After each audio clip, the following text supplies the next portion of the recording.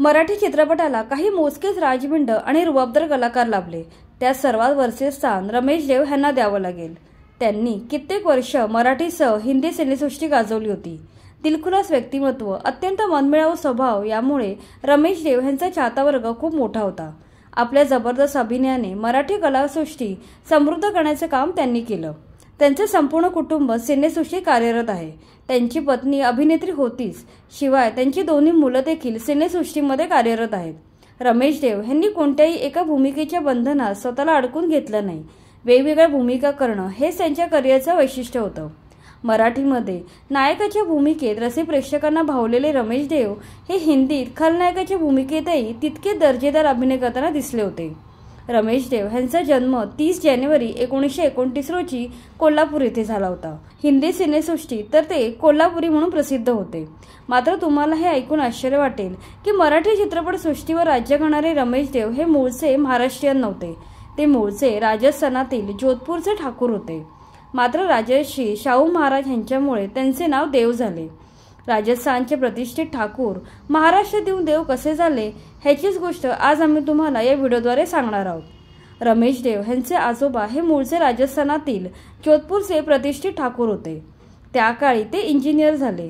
जोधपूरमधील अनेक प्रसिद्ध वास्तूंचे डिझाईन त्यांनी बनवलं होतं। त्यांची ही ख्याती ऐकून छत्रपती शाहू महाराजांनी त्यांना कोल्हापूरला बोलावून घेतलं। रमेश देव यांचे आजोबा चीफ इंजिनियर या नात्याने शाहू महाराजांकडे काम करू लागले। कोल्हापूर संस्थानातील छत्रपती शाहू महाराजांचे कार्य पाहून ते प्रभावित झाले आणि त्यांनी कोल्हापुरातच स्थायिक व्हायचा निर्णय घेतला। पुढे त्यांचा मुलगा म्हणजे रमेश देव यांचे वडील देखील इंजिनियर झाले। मात्र नंतर अभियांत्रिकीमधला रस निघून गेला। तेव्हा शाहू महाराजांनी त्यांना त्यांच्या आवडीचे काम करायचा सल्ला दिला। त्यांनी वकिलीचे शिक्षण घ्यायचं ठरवल्यानंतर महाराजांनी त्यांना स्कॉलरशिप देऊन त्यांच्या शिक्षणाची व्यवस्था केली। त्यामुळे रमेश देव यांचे वडील छत्रपती शाहू महाराजांना पूजनीय मानू लागले।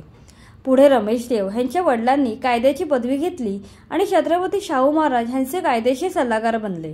यावेळी शाहू महाराज एका किचकट कामात अडकले होते। यावेळी अत्यंत हुशारीने रमेश देव यांच्या वडिलांनी महाराजांची मदत केली। त्यामुळे शाहू महाराजांच्या तोंडून उद्गार बाहेर पडले, तुम्ही आमच्यासाठी ठाकूर नाही तर देव आहात। रमेश देव यांचे वडील शाहू महाराजांचा एकही शब्द खाली पडू देत नसत, मग हा तरी कसा पडू देणार। त्यामुळे त्या दिवशीपासून ठाकूर कुटुंबियांचं आडनाव देव झालं। अशा प्रकारे मूळचे राजस्थानी असलेले ठाकूर पुढे कोल्हापुरात देव म्हणून ओळखले जाऊ लागले। आता देव कुटुंब संपूर्णपणे महाराष्ट्रीयन होऊन गेले आहे। रमेश देव यांनी कित्येक वर्ष मराठी चित्रपटसृष्टीत मोलाचं योगदान दिलं। त्यांनी प्रसिद्ध अभिनेत्री सीमा देव यांच्याशी लग्न केले। नंतर पुढे त्यांचे दोन्ही मुलगे अजिंक्य देव आणि अभिनय देव हे देखील सिनेसृष्टीत आले। आज रमेश देव आणि सीमा देव हे जोडपं आपल्यात नाही आहे, मात्र त्यांच्या अभिनयाचा वारसा त्यांची मुले पुढे चालवत आहेत। मराठी चित्रपटसृष्टी समृद्ध करण्यात या देव कुटुंबाचा मोठा वाटा आहे। अशा प्रकारे राजस्थानातील मूळचे ठाकूर असलेले कुटुंब महाराष्ट्रात येऊन अस्सल मराठी देव बनून गेले।